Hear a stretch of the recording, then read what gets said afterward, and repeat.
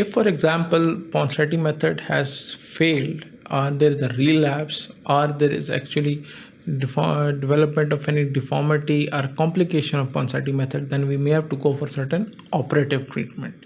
And operative treatment involves some soft tissue procedures to bony procedures as well. One of the soft tissue procedure is actually called, it was initially called as Turcos procedure, now which has been modified by McKay and is called as modified McKay procedure as well. Mainly what is done is posterior medial soft tissue release and tendon lengthening. If you look at the foot and you see this is the talus and naviculum, this is the talonavicular joint. There are three tendons which are actually passing just below this area, or the sustentaculum tali. One is the tibialis posterior, then just below that is flexor digitorum longus, and then you have flexor hallucis longus.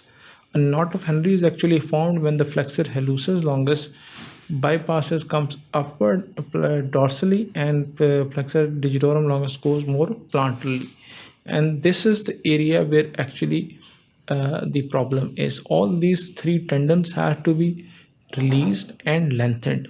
Lengthening of tibialis posterior, flexor digitorum longus, flexor hallucis longus, along with the lengthening of the tendo Achilles. All this lengthening is done, and usually the capsule involving the talonavicular joint, talocalcaneal joint,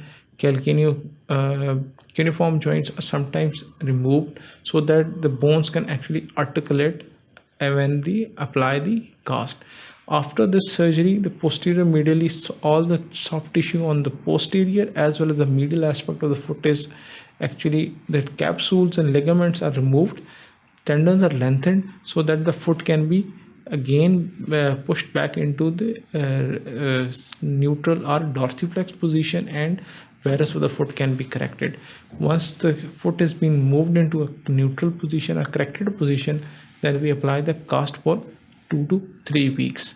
And once the cast has been removed after the surgery, we go for the use of certain orthoses which may be required for the child to bear for a bit of a time. For example, it could be DB splint or it could be foot abduction orthosis.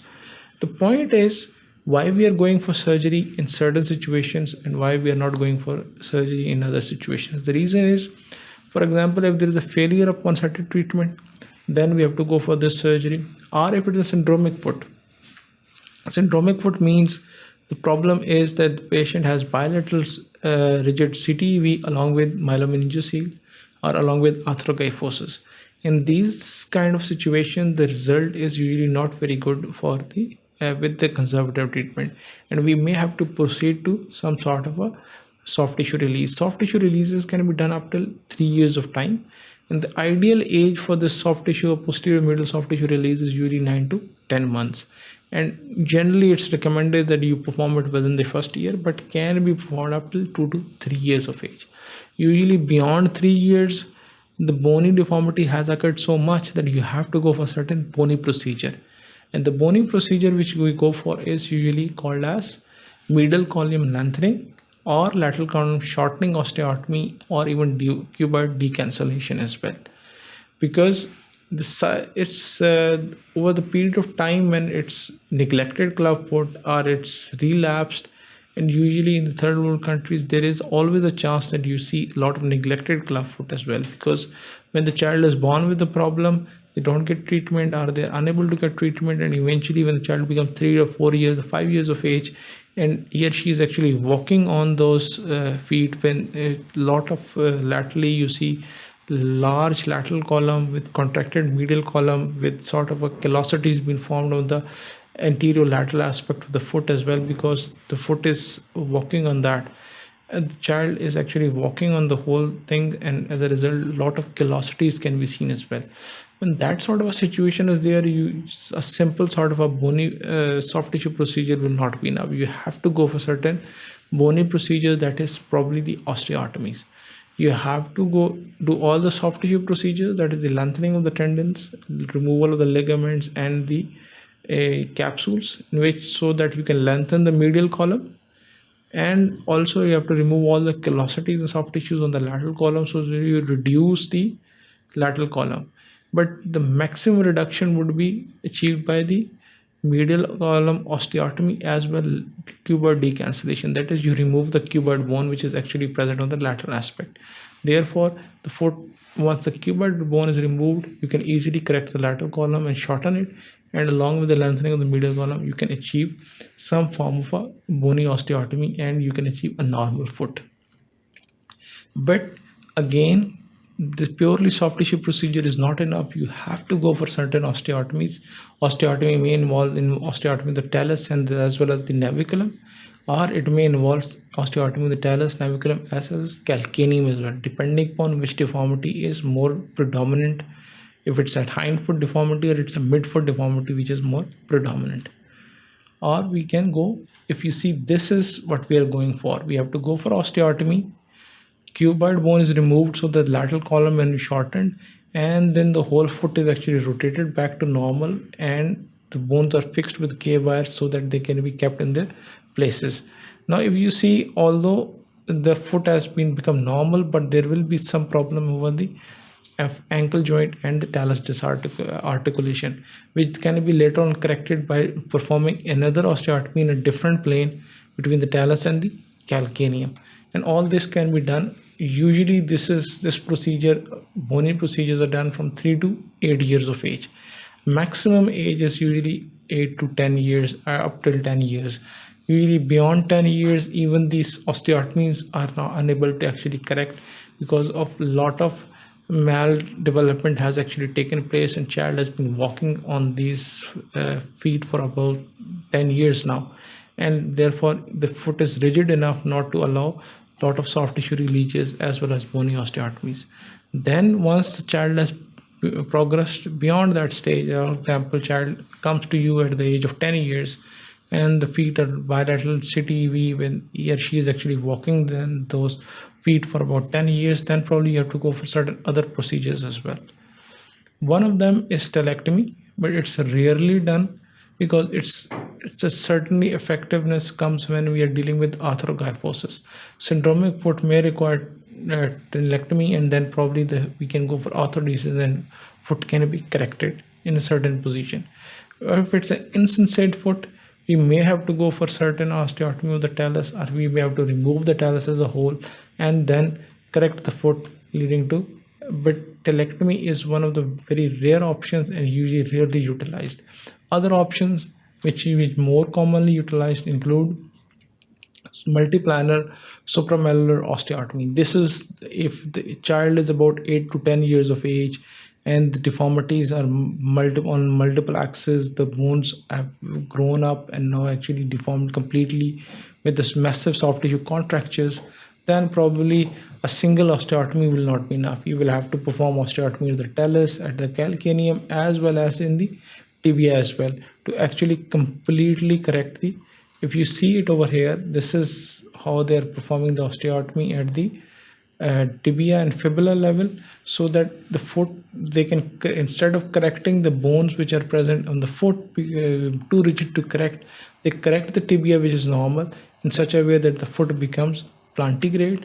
As well as, if you can appreciate it over, this is the AP view in which they have corrected the foot and given a lateral wedge osteotomy, and on the lateral side you can appreciate that there is a posterior wedge as well. Therefore the foot's Cavus and Varus is actually corrected by a lateral wedge osteotomy, and Equinus is corrected by a posterior wedge osteotomy, and you gave a plantigrade foot which is corrected of all the deformity which is present in the CTEV. Therefore, multiple supramalleolar osteotomies may also be required depending upon how severe the problem is and what problem is more, whether it's Cavus and Adductus which is more common, or it's the Equinus and the Varus which is more rigid and creating more problem. Therefore, how much wedge is required, that depends upon the degree of the pathology. Then if all this fails, or if all this is not possible, then what is the option? That is called as Lazarov ring fixator. It's actually a Russian scientist who was Lazarov who developed this problem, ring fixator, in the Second World War to cater for the traumatic injuries which are occurring during the Second World War. But then its uses have actually expanded, especially in the case of CTV. If you see, this is a child probably 10-12 years of age having, this is the right foot CTV. This is a neglected form of CTV. You can appreciate the child is actually walking on that foot. There will be massive callosity on the right side, and the bones of the foot would not have developed. If you see more closely, this foot is much shorter as compared to this foot because the bones have not been weight bearing and not developed. The soft tissues on the medial side would be contracted, and instead of doing it all this in one surgery, we can gradually correct it in another form, and that is by applying this ring fixator. We can go for certain osteotomies and then apply the ring fixator and gradually correct the foot into its position. That is, when we gradually stretch the medial column, over the period of time, like let's say 2 months or 3 months, we can gradually stretch it back to normal and gradually shorten the lateral column, and then along with that correct the Varus and Equinus deformities as well. Although it's more complicated, it's more demanding, and it requires more expertise, but it's sort of a method in which we can, even both bilateral club feet can be easily corrected, and it's kind of a mainstay of the, especially in the third world countries where there is a lot of neglected club feet. That is, that usually when they come to you for the treatment, they're about 14, 15 and 18 years of age, and then at 18 years of age there is not much you can do surgically except that you go for a laser ring fixator, you gradually correct their feet, and eventually over the period of time, 2 months, 3 months, 6 months, usually the feet become normal and they're able to walk on their soles rather than walking on the callosities which have been developed.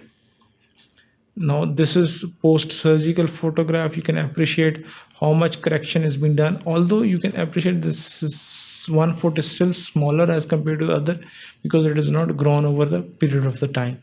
But this is one method in which at least you can correct the deformity, and at least on the first look it doesn't really look that abnormal as compared to this side, this picture. Then option is, if all else fails or if there is no option left. If, for example, a person comes to you on 17, 18 or 20 years of age, then one of the option is triple orthodesis, but that there is a problem or a catch in this.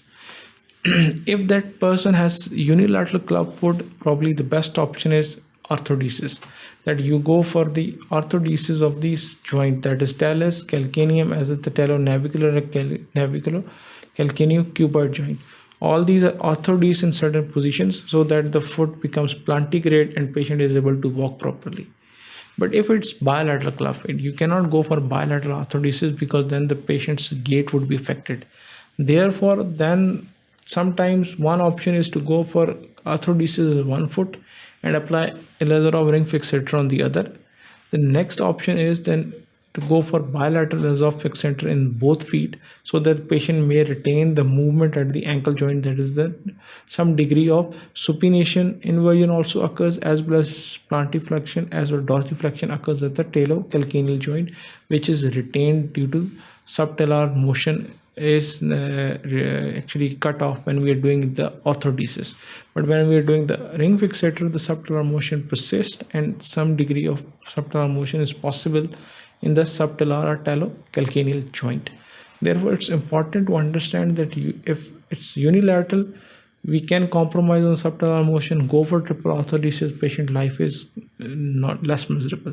But if it's bilateral, we cannot go for bilateral triple orthodesis because then both feet would have no subtalar motion and patient will be having a very difficult gait and high energy expenditure gait. Therefore, then probably one option is to go for subtalar orthodesis on one side or triple orthodesis on the other one side and go for ring fixator on the other side.